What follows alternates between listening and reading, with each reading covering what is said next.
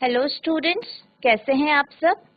आशा करती हूँ आप अच्छे होंगे और अच्छे से अपनी पढ़ाई कर रहे होंगे। मैं मोनिका रावत आपका स्वागत करती हूँ आईसीटी वर्चुअल क्लासरूम देहरादून।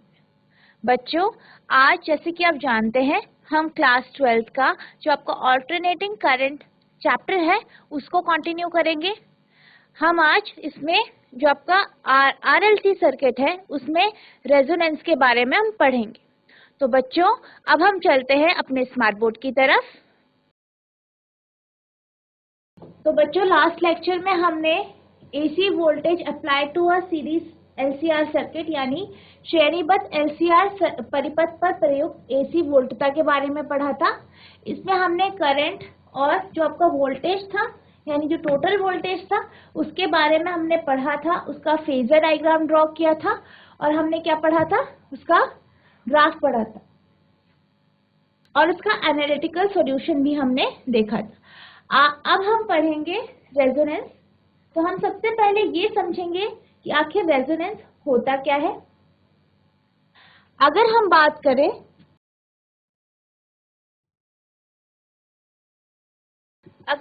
करें रेजोनेंस यानी अनुनाद की, तो आपने रेजोनेंस आपको पता होगा, आपने पढ़ा होगा रेजोनेंस क्या होता है। तो हम थोड़ा सा इसके बारे में समझ लेते हैं कि आखिर रेजोनेंस होता क्या।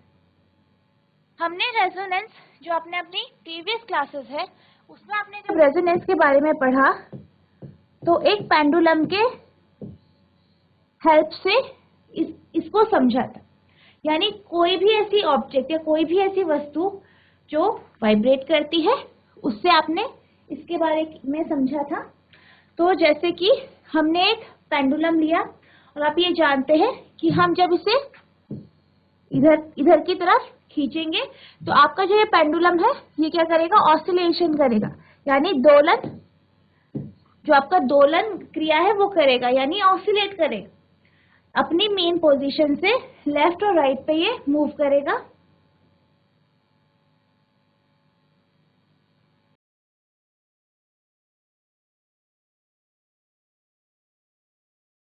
तो जब हमने रेजोनेंस के बारे में पढ़ा था तो हमने क्या पढ़ा था, एक पेंडुलम के बारे में पढ़ा था। यानी पेंडुलम में हमने रेजोनेंस का प्रोसेस देखा था।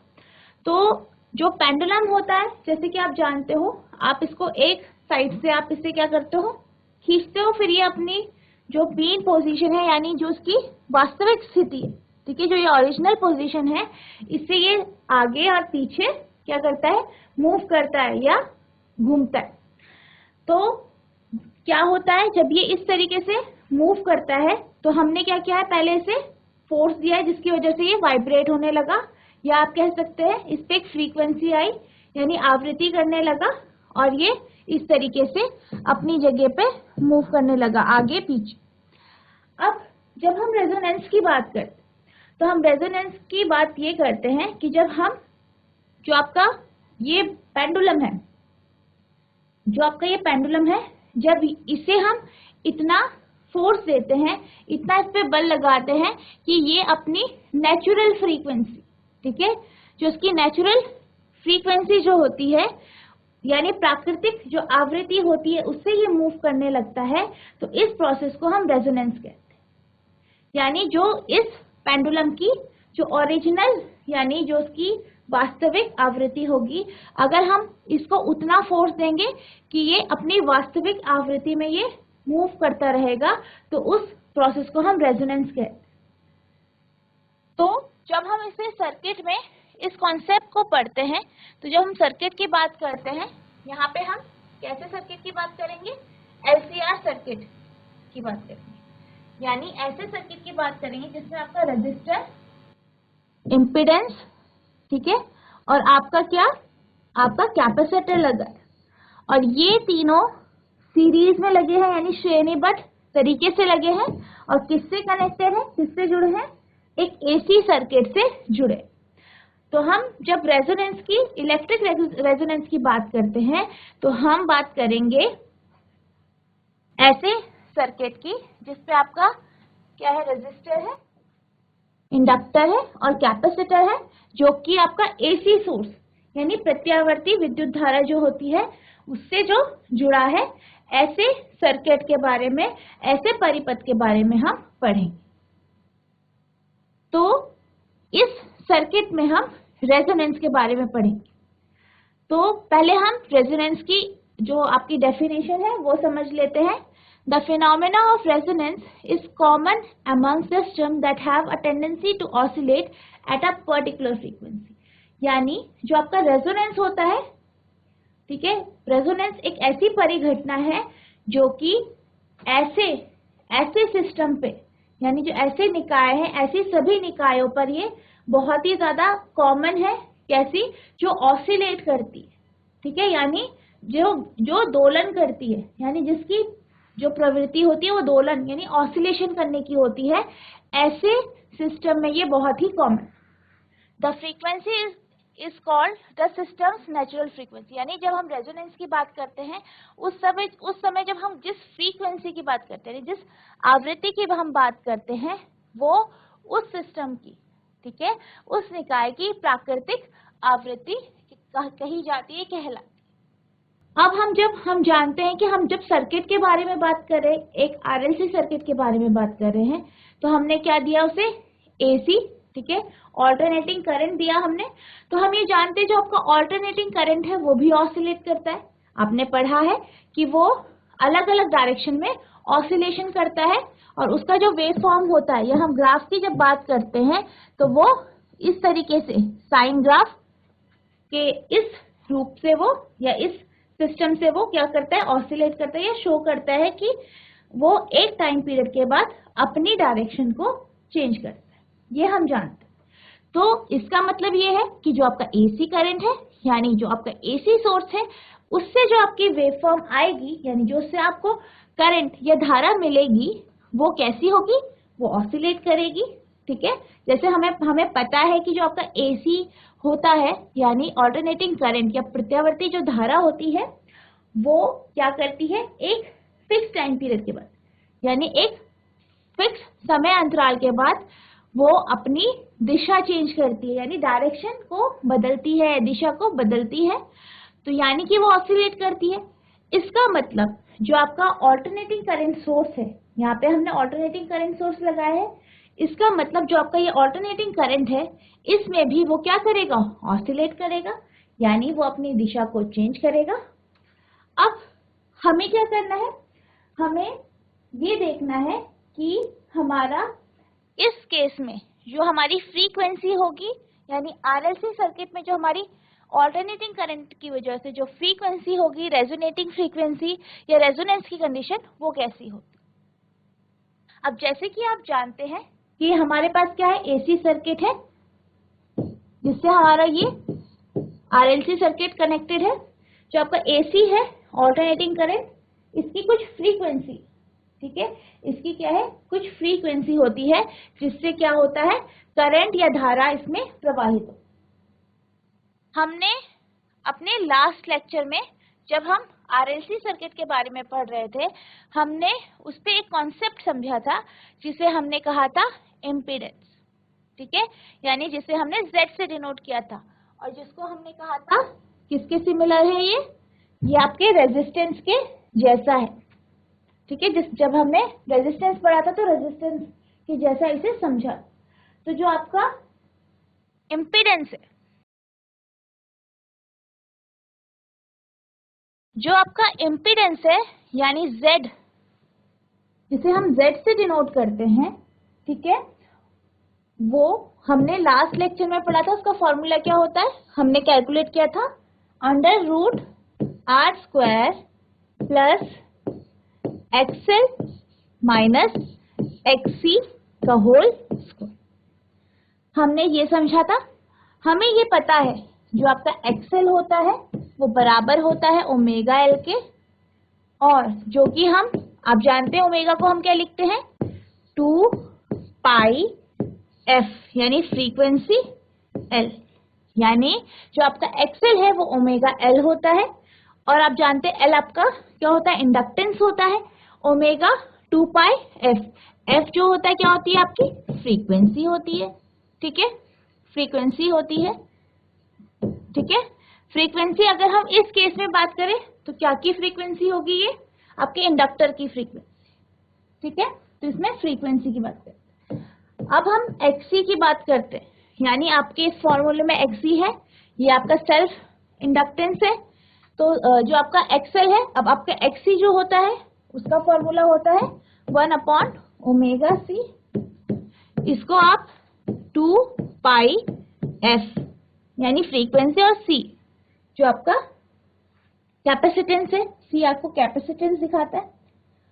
अब हम ये जानते हैं जब हम रेजोनेंस की बात करते हैं, जैसे कि हमने अभी समझा कि जो रेजोनेंस होता है, अगर हम किसी ऑसिलेटिंग बॉडी यानी जो ऐसी बॉडी की बात कर रहे हैं जो दोलन क्रिया कर रही है, यानी जो ऑसिलेट कर रही है, जब हम उसकी बात कर रहे हैं, तो हमने ये कहा था कि ये एक ऐसी कंडीशन होती है जब हम पेंडुलम की बात करते हैं, तो हमने जो उसे फ्रीक्वेंसी दी है, यानी किसी सोर्स ने, जैसे हमने उसे फ्रीक्वेंसी दी है, हमने उसे फ्रीक्वेंसी दी, वो मैच कर जाती है उसकी नेचुरल फ्रीक्वेंसी। तो जब हम एलसीआर सर्किट की बात करते हैं, तो जब हम रेजोनेटिंग, जो आपका रेजोनेटिंग इलेक्ट्रिक रेजोनेंस की जब हम बात करते हैं, तो हम ऐसे इसके बारे में ये कहते हैं कि इसमें जो आपका एल यानी जो आपका इंडक्टेंस, कैपेसिटेंस और जो रेजिस्टेंस है, ये क्या है, सीरीज में कनेक्ट होते हैं, और इसमें से मैक्सिमम करंट यानी सबसे ज्यादा, जितनी ज्यादा हो सकती है उतनी करंट, यानी मैक्सिमम करंट इसमें से पास हो सकती है। और जो इसकी जो फ्रीक्वेंसी होती है वो रेजोनेटिंग फ्रीक्वेंसी कहलाती है, और इसमें जो रेजिस्टेंस होता है वो माइन्यूट होता है, और जो करंट इसमें से पास हो सकता है वो कितना होता है, मैक्सिमम होता है। तो हमने ये बात की थी। तो आपका जो सर्किट है उसका जब इम्पीडेंस की हम बात करें, इम्पीडेंस आपका मैक्सिमम किस कंडीशन में होगा, जब आपका एक्सएल और एक्सी दोनों बराबर हो। तो आप जानते हैं एक्सएल जो होता है आपका वो इंडक्टेंस की वजह से होता है, और एक्सी आपका कैपेसिटेंस की वजह से होता है। तो हम ये जानते हैं कि जो आपका एक्सएल है, जैसे कि हमने अभी फॉर्मूले में देखा, ठीक है, जितनी ज्यादा फ्रीक्वेंसी होगी उतना ज्यादा एक्सएल होगा, और अगर हम एक्सी की बात करें, जितनी कम फ्रीक्वेंसी होगी उतना ज्यादा एक्सी होगा। यानी ये जो आपकी आवृत्ति है या फ्रीक्वेंसी है उसके क्या है, एक्सी तो इनवर्सली प्रोपोर्शनल है, यानी वक्रानुपाती है, यानी उससे इनवर्सली प्रोपोर्शनल है। और जब हम बात करते हैं एक्सएल की, तो हम देखते हैं कि जैसे जैसे फ्रीक्वेंसी बढ़ रही है वैसे वैसे आपका एक्सएल भी बढ़ता है, यानी कि ये इसके क्या है, समानुपाती है, या फिर आप कह सकते हैं आपके प्रोपोर्शनल, डायरेक्टली प्रोपोर्शनल। तो हम ये जानते हैं कि कोई ऐसी कंडीशन तो होगी जब आपका एक्सएल और एससी बराबर होगा, यानी कोई ऐसी फ्रीक्वेंसी तो होगी, ठीक है, जो आपकी एक ऐसी आवृत्ति होगी, यानी ऐसी कंडीशन होगी एफ की, जब आपका एक्सएल बराबर होगा एक्सी से। तो जब आपका एक्सएल बराबर होगा एक्सी से, तो आप ये जान सकते हैं कि आपका जो इम्पीडेंस होगा वो क्या होगा, आपका सबसे कम होगा, यानी आपका जो रेजिस्टेंस होगा सर्किट में वो सबसे कम होगा, यानी जो आपका सर्किट है उसमें से जो करंट पास होगी वो सबसे ज्यादा होगी, ये आप जान सकते हैं। तो हम ये अज्यूम करते हैं कि एक ऐसी फ्रीक्वेंसी है जहाँ पे एक्सएल जो है वो एक्सी के बराबर, यानी जब आपका एक्सएल बराबर होता है एक्सी, तो हम ये कह सकते हैं, अगर हम इस कंडीशन को इक्वेशन 1 में पुट करें, तो हमारे पास जो z की वैल्यू आएगी वो √r² आ जाएगी, यानी r² प्लस 0 का स्क्वायर, यानी z = √r², जिसे हम किस तरीके से लिखेंगे, z यानी जो इम्पीडेंस है वो रेजिस्टेंस के बराबर होगी। हम ये जानते हैं कि जब आपकी रेजोनेंस की कंडीशन होती है तो आपके एक्सएल बराबर होता है एक्सी से, आप ये जानते हैं एक्सएल जो होता है आपका बराबर होता है एक्सी के। तो आपकी जो एक्सएल है आप जानते हैं ओमेगा एल होता है और एक्ससी आपका क्या होता है ओमेगा सी। अब हम रेजोनेटिंग फ्रीक्वेंसी की बात कर रहे हैं तो हम ओमेगा आर ले लेते हैं। तो ये हमारे पास आ गया एक्सएल बराबर ओमेगा आर एल और एक्ससी हमारा कितना हो गया 1 अपॉन ओमेगा आर सी। अब इसमें हम क्या करेंगे, यहाँ पे ओमेगा आर को इधर लेके जाएंगे, आपके पास 1 अपॉन एल सी, इस तरीके से ओमेगा आर की वैल्यू आ जाएगी। यानी आपके पास जो ओमेगा आर आएगा वो आएगा 1 upon under the root L C. ठीक है, ये आपका ओमेगा आर की वैल्यू आ जाएगी। अब हम ये जानते हैं कि जो आपका ओमेगा आर होता है वो 2 पाई आपका फ्रीक्वेंसी होता है। तो हम यहाँ पे जो फ्रीक्वेंसी, जिस फ्रीक्वेंसी की बात करेंगे वो आपकी रेजोनेटिंग फ्रीक्वेंसी होगी, जिसे हम एफ आर से डिनोट करेंगे। तो आपका 2 pi F are equals to आपका ओमेगा आर हुआ। ठीक है, आप ये जानते हैं जो आपका ओमेगा आर है वो बराबर होता है 1 upon under the root L C के। ठीक है, हम इसमें यहाँ पे 2 पाई एफ आर की वैल्यू रख देंगे तो ये बराबर आ जाएगा 1 upon under the root L C के।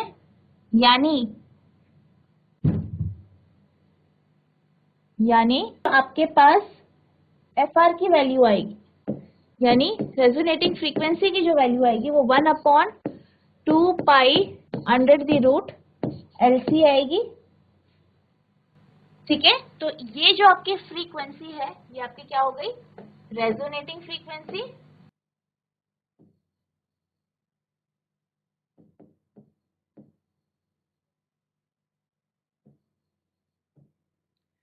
अब हमें अब ये पता चला कि जो आपकी ये रेजोनेटिंग फ्रीक्वेंसी है, इस फ्रीक्वेंसी में यानी 1 upon 2 pi under the root L C, जिसका ये फॉर्मूला है, इस कंडीशन में आपका जो Z होता है, ठीक है, यानी जो इम्पिडेंस होता है वो आपका कितना होता है मिनिमम होता है। ठीक है, और जो आपका करंट है, ठीक है, यानी करंट का जो फ्लो होगा, यानी जो आपका धारा का प्रवाहन होगा वो क्या होगा मैक्सिमम, यानी सबसे ज्यादा होगा। तो ये जो है आपकी रेजोनेटिंग फ्रीक्वेंसी की वैल्यू आ गई। तो इससे हम रेजोनेंस या इलेक्ट्रिक रेजोनेंस का जो कॉन्सेप्ट है, यानी आप जिसमें सीरीज रेजोनेंस सर्किट की बात करते हैं, जिसमें आपका इंडक्टेंस, कैपेसिटेंस और रेजिस्टेंस सीरीज यानी श्रेणीबद्ध तरीके से लगा हुआ है LCR, उसमें जब आपका करंट कितना, विद्युत जो धारा है आपकी वो सबसे ज्यादा प्रवाहित होगी यानी मैक्सिमम होगी, और आपका जो रेजिस्टेंस है, ठीक है, हम इसमें इम्पिडेंस की बात करते हैं, तो जो आपका इम्पिडेंस है वो सबसे कम होगा। ऐसी कंडीशन को हम इलेक्ट्रिक रेजोनेंस कहते हैं। ठीक है, या रेजोनेंस कहते हैं। तो आई होप आपको ये कॉन्सेप्ट समझ में आया होगा कि जो आपका इलेक्ट्रिक रेजोनेंस है वो आखिर होता क्या है, और जो आपका रेजोनेंस की फ्रीक्वेंसी यानी रेजोनेटिंग फ्रीक्वेंसी है वो होती क्या।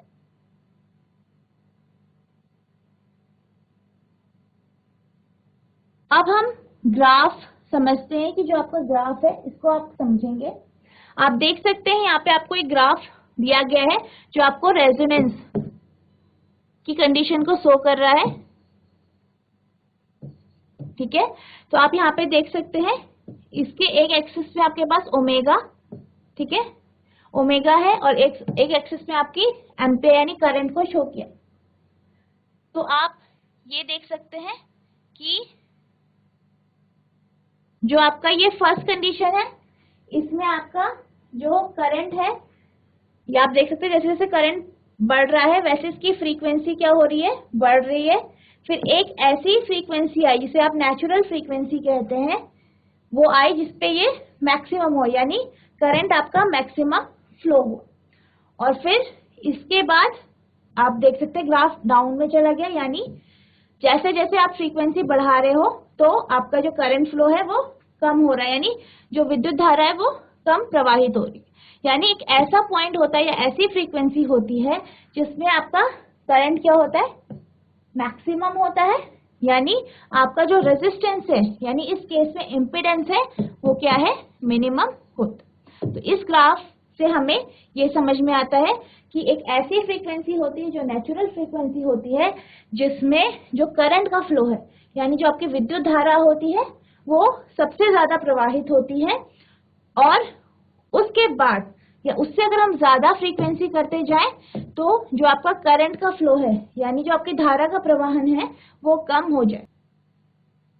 तो resonance phenomena is exhibited by a circuit only if both LC are present in the circuit. Only then do the voltage across L and C cancel each other, both being out of phase, and the current amplitude is Vm upon R, the total source voltage appearing across R. This means that we cannot have resonance in RL or RC circuit. अनुनाद की परिघटना केवल उन्हीं परिपथों द्वारा प्रदर्शित की जाती है जिनमें LC दोनों विद्यमान होते, क्योंकि केवल तभी L एवं C के सिरों के बीच की वोल्टता विपरीत कला में होने के कारण एक दूसरे को निरस्त करती है और धारा आयाम Vm अपॉन R होता है तथा कुल स्रोत वोल्टता R के सिरे के बीच ही प्रभावित पाई जाती है। इसका अर्थ यह हुआ कि RL या RC पथ पर अनुनाद नहीं होता।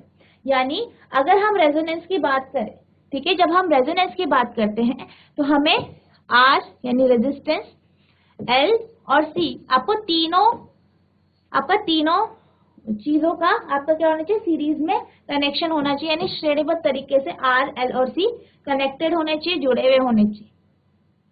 अगर हम बात करें RL या RC सर्किट की, तो ऐसी कंडीशन में जो आपकी रेजोनेंस, जो आपका रेजोनेंस है यानी अनुनाद है, ये आप इसकी परिघटना आपको नहीं दिखेगी, क्योंकि आप जानते हैं, हमने पढ़ा है कि जब हम रेजिस्टेंस की बात करते हैं किसी सर्किट में, तो उसका जो करंट और वोल्टेज की जो डायरेक्शन होती, ठीक है, जब हमने क्या पढ़ा था, आपका फेजर डायग्राम पढ़ा था, हमने देखा था कि जो आपका करंट और वोल्टेज होता है, यानी जो आपकी वोल्टता और विद्युत धारा है, दोनों की दिशा क्या है, सेम है, सेम डायरेक्शन है, दोनों का फेज सेम होता है। अगर हम बात करें L और C के बारे में, तो इन दोनों में जब हमने फेजर डायग्राम पढ़ा था तो दोनों ऑपोजिट थे। क्या थे, दोनों ऑपोजिट थे, जिस कारण जो अगर आपका कोई ऐसा सर्किट होता है जिसमें L और C, ठीक है, L और C दोनों नहीं होते हैं, ऐसे सर्किट में आपको रेजोनेंस की कंडीशन या अनुनाद की जो स्थिति है वो नहीं दिखेगी। यानी RL सर्किट या RC सर्किट, जैसे कि आप जानते हैं RL सर्किट में सिर्फ आपका R और L कनेक्टेड होगा, यानी रेजिस्टेंस और इम्पीडेंस, और जब आप R और C सर्किट की बात करते हैं तो आपका रेजोनेंस और कैपेसिटेंस ये दोनों ही कनेक्टेड होंगे। यानी पहली कंडीशन में आपका कैपेसिटेंस नहीं है, दूसरी कंडीशन में आपका L, तो आपका इंडक्टेंस है वो नहीं है। जब दोनों में से एक नहीं है तो यानी इस सर्किट, जो ये सर्किट मैंने अभी बताया RL और RC सर्किट, इनमें आपको रेजोनेंस का फिनोमेना या अनुनाद की परिघटना नहीं दिखाई देगी। ये तभी दिखाई देगी, उसी सर्किट में दिखाई देगी जिसमें आपके पास L और C होगा, क्योंकि दोनों के जो ग्राफ है या दोनों का जो आपकी वोल्टता है या वोल्टेज है, दोनों ऑपोजिट डायरेक्शन में होती है, विपरीत दिशा में होती है, जिस कारण ये एक दूसरे को कैंसिल कर सकते हैं। इस वजह से सिर्फ RLC सर्किट में ही आपको रेजोनेंस या अनुनाद की परिघटना दिखाई देती। अब हम बात करते हैं शार्पनेस ऑफ रेजोनेंस। इसको हम Q फैक्टर भी कहते हैं। क्या कहते हैं, Q फैक्टर भी कहते हैं, यानी अनुनाद की तीक्ष्णता, यानी शार्पनेस ऑफ रेजोनेंस।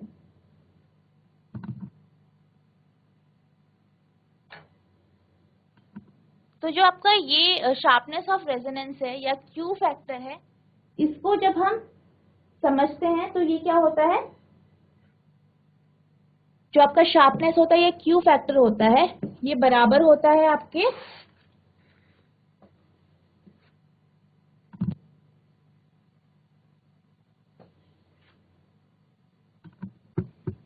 जो आपका शार्पनेस, रेजोनेंस या क्यू फैक्टर होता है, ये आपके बराबर होता है जो आपके एल या फिर सी के अक्रॉस, यानी एल और सी की वोल्टता, एल या सी की वोल्टता जो होती है आपकी, ठीक है, यानी एल या सी जो है उसकी वोल्टता, एल या फिर आपकी सी की जो वोल्टता है अपॉन, ठीक है, अपॉन आपकी रेजिस्टेंस की जो वोल्टता है, ठीक है, यानी आर की जो वोल्टता है उसके, यानी जो आपका क्यू फैक्टर होता है या आप बोलते हैं शार्पनेस होती है रेजोनेंस की, या अनुनाद है तीक्ष्णता का, वो आप क्यू से रिप्रेजेंट करते हो, क्यू से दर्शाते हो, जो कि बराबर होता है VL या फिर VC अपॉन VR के।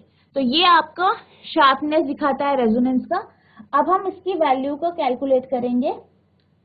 तो आप ये जानते हो कि जो आपका ओम्स लॉ के according V equals to IR होता है ओम्स लॉ के हिसाब से। तो यहाँ पे आपका क्या दिया गया है, इंडक्टेंस दिया गया है VL। तो VL बराबर आपका I XL होगा, आप ये जानते हो, और जो आपका VC होगा वो I XC होगा, और जो आपका VR है वो VR बराबर IR होगा, जैसे हमें पता है ओम्स लॉ के अकॉर्डिंग। तो पहले हम VL की कंडीशन में देखते हैं। तो हम जानते हैं VL कितना है, IXL, इसे हम ऐसे लिख देंगे, और आप जानते हैं VR, इसका फॉर्मूला है IR, यानी ये ओम्स लॉ के अकॉर्डिंग आपका ये आया। तो जब हम इसे सॉल्व करेंगे तो ये हमारे पास आया Q बराबर XL अपॉन R। अब आप ये जानते हैं कि जो आपका XL होता है, ठीक है, आपको पता है कि जो आपका XL होता है वो ओमेगा RL के बराबर होता है, हमने अभी पढ़ा। तो हम क्या करेंगे, यहाँ पे XL की वैल्यू रख देंगे ओमेगा RL, ठीक है, यानी जो हमारा Q आ जाएगा वो आ जाएगा ओमेगा RL अपॉन R। तो ये आपके पास Q की वैल्यू आई ओमेगा RL R। इसी तरीके से जैसे कि हमने अभी समझा कि जो आपका Q फैक्टर है या शार्पनेस ऑफ रेजोनेंस या अनुनाद की तीक्ष्णता है, वो Q बराबर आपकी होती है वोल्टेज अक्रॉस कैपेसिटेंस, यानी जो कैपेसिटर है उसकी वोल्टता, और नीचे आपका जाता है रेजिस्टेंस की वोल्टता। तो आप ये जानते हैं जो आपका VC होता है, ठीक है, ये होगा आपका, हमने अभी देखा था ओम्स लॉ के हिसाब से VC IXC होता है। तो हम यहाँ पे IXC लिख देंगे, और VR की वैल्यू IR के बराबर होती है। अब यहाँ पे आपका I कैंसिल हो जाएगा, तो Q बराबर XC अपॉन R। और आप ये जानते हैं कि जो आपका XC होता है, XC जो होता है आपका वो बराबर होता है 1 अपॉन ओमेगा RC के। तो यहाँ XC की जगह आप 1 अपॉन ओमेगा RC लिख देंगे,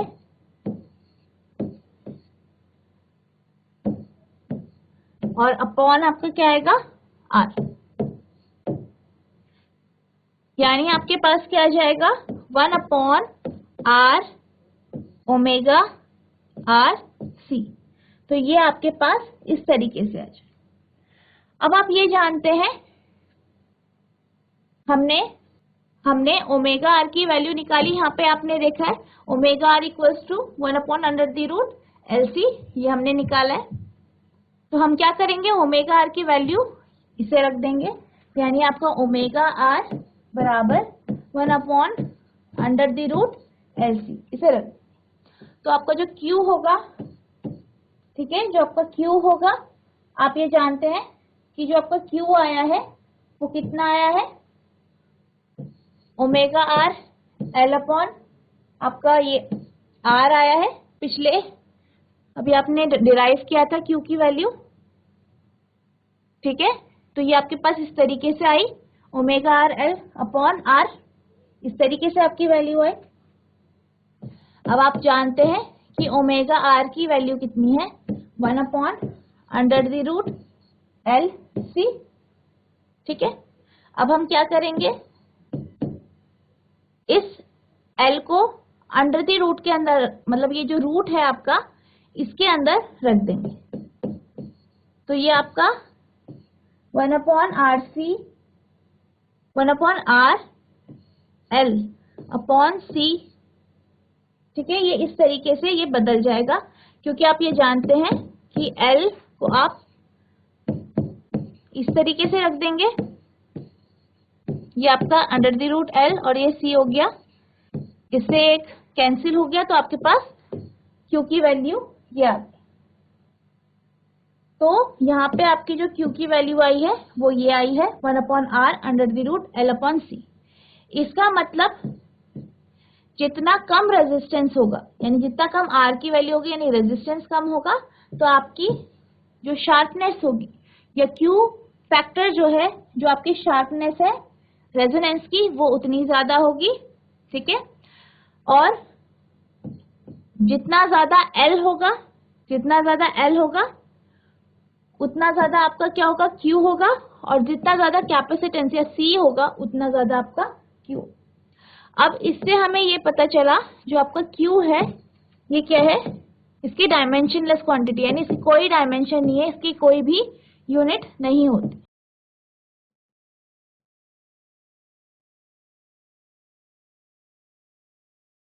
आई होप आपको ये कॉन्सेप्ट समझ में आया होगा, और आपको ये समझ में आया होगा कि Q फैक्टर क्या होता है और किस तरीके से Q फैक्टर किसी भी LCR सर्किट का हम निकाल सकते। अब हमारे पास एक क्वेश्चन है, ठीक है, जो आपके इसी कॉन्सेप्ट के ऊपर है।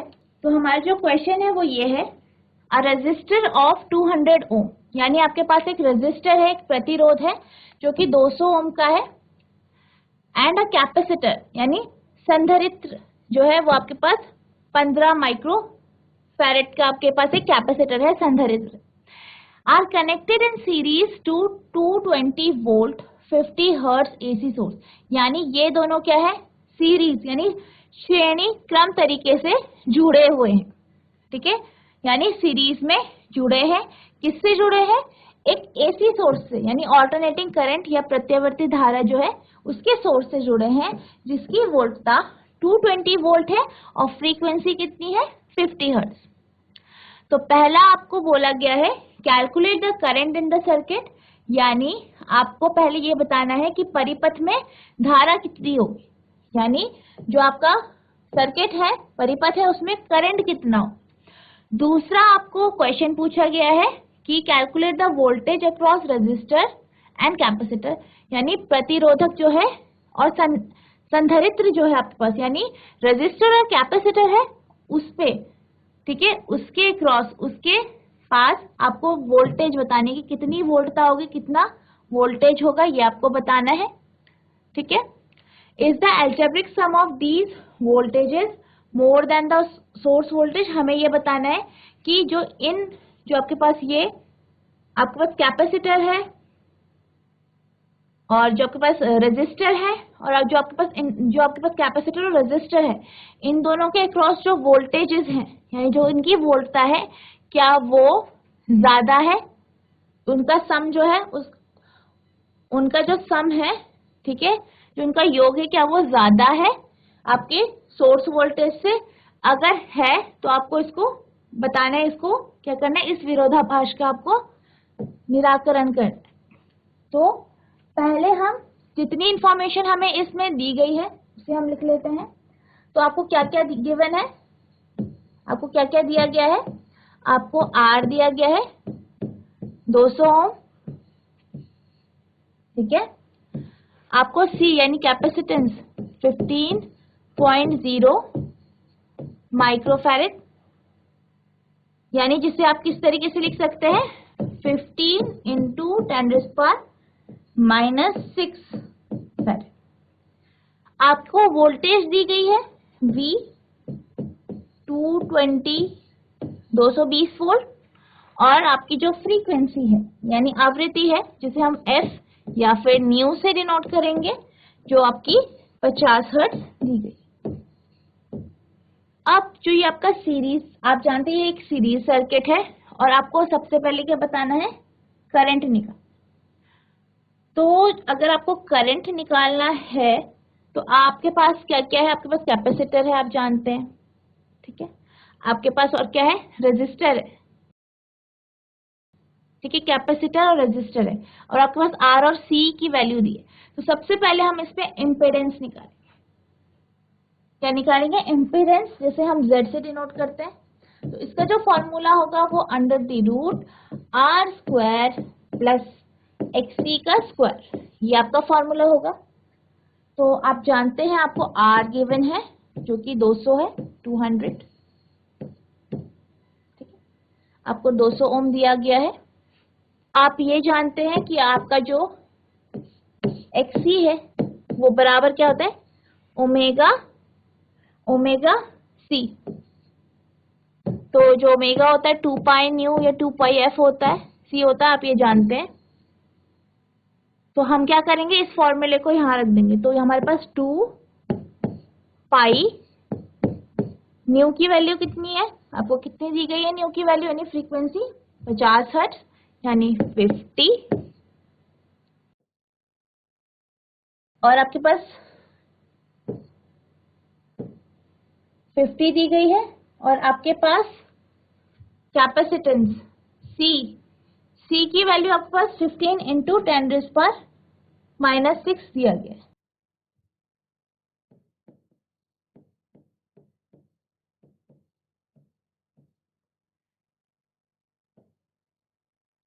तो ये आपके पास इस तरीके से आएगा, 200 का स्क्वायर प्लस 2 इंटू 3.14, 250, 50 इंटू 10⁻⁻6। जब आप इसे सॉल्व करोगे,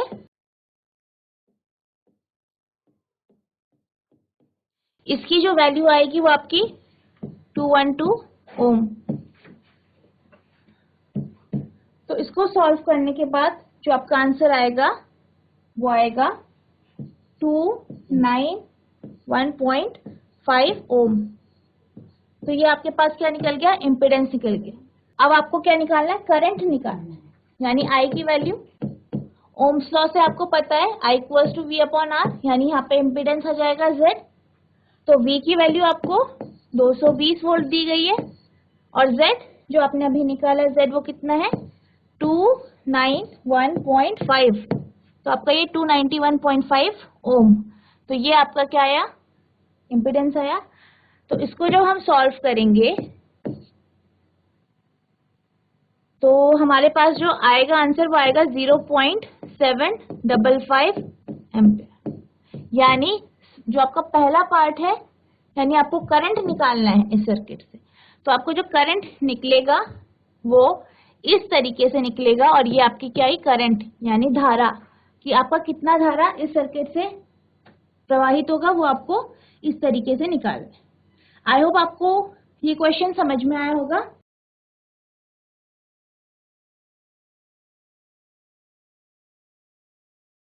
तो बच्चों, आशा करती हूँ जो मैंने आपको आज रेजोनेंस यानी अनुनाद का जो कॉन्सेप्ट समझाया सीरीज सर्किट के लिए, सीरीज एलसीआर सर्किट के लिए, वो आपको समझ में आया होगा, और जो हमने क्वेश्चन किया वो भी आपको समझ में आया होगा।